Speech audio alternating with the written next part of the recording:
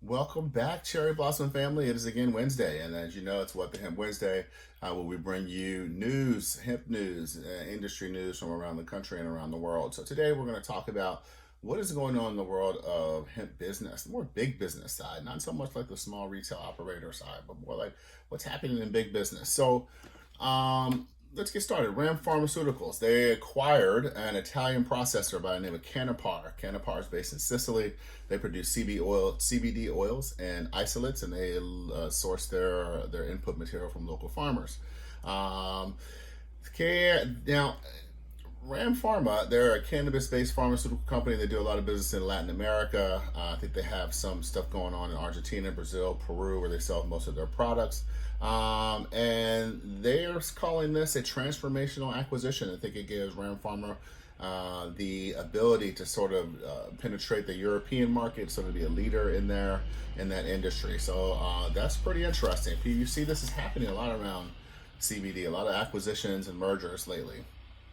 Hemp Fusion Wellness is going to buy Apothecana. Apothecana, you might have seen them in the stores. They are a plant-based topicals and basically a topical maker. They make creams and oils and things like that, mainly for the skins.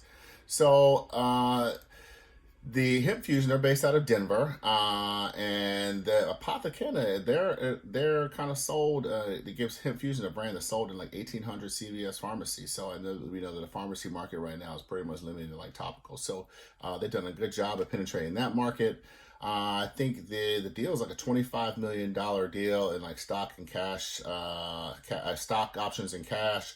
And it's kind of bringing Hemp Fusion back into the forefront. So it's kind of moving them into another place in the industry. So this is good. Okay, so another company, Virtual Medical International. They're out of Las Vegas. They're a CBD company that's trying to go obviously international. This is not just a local and regional industry. They acquired Cherry Valley Growers out of Otsego, New York. Their CEO says, excuse me. They kind of worked with a company called Adler Properties, and Adler CEO says since Adler Properties has a license to cultivate, the goal is to expand into both grow and extraction facilities. So I think they're kind of, from what I understand,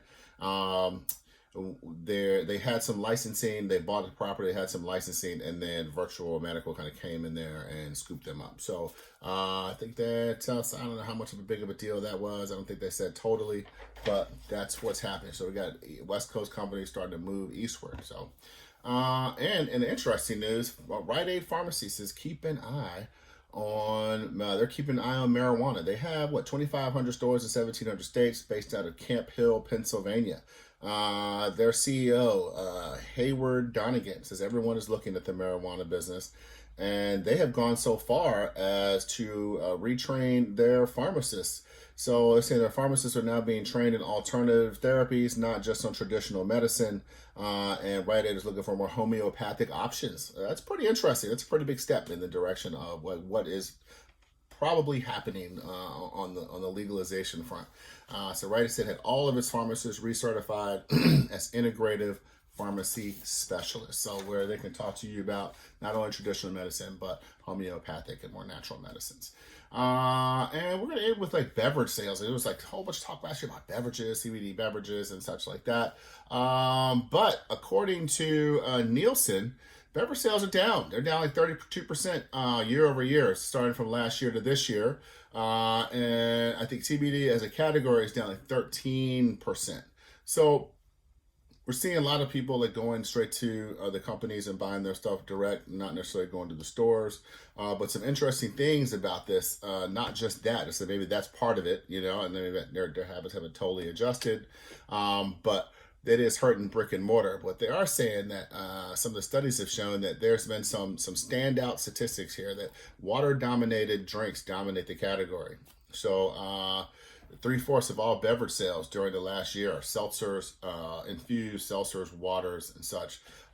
So then they're saying packaged and ready to drink teas accounted for 13% of all beverage sales.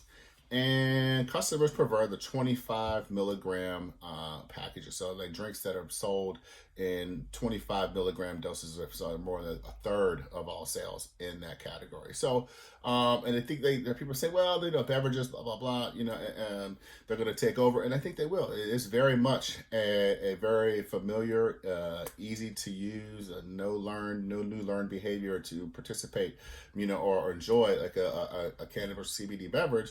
However, from what I've been hearing from people, they have to taste good, and most people say not really tasting good yet. So I think there's still a little bit of curve here to see if we can get these formulations right, and so everyone is really appreciating them. And like I said, that's not my opinion. That's just what I'm hearing as I ask around. So that's it for today. That is all for What the Hemp Wednesday. We're going to be back with another Friday with Friends. This week we're going to talk about some real estate stuff that's been going on, and that impacts all of us, all businesses, what have you, but even especially the hemp business. So thank you. Please share this with anyone that you feel that may find it useful, your family, your friends, your coworkers, what have you. Feel free to comment. We'll get back to you with any questions or comments that you may have. Please like, subscribe, and as always, share, comment. So thank you, and have a great day. Bye.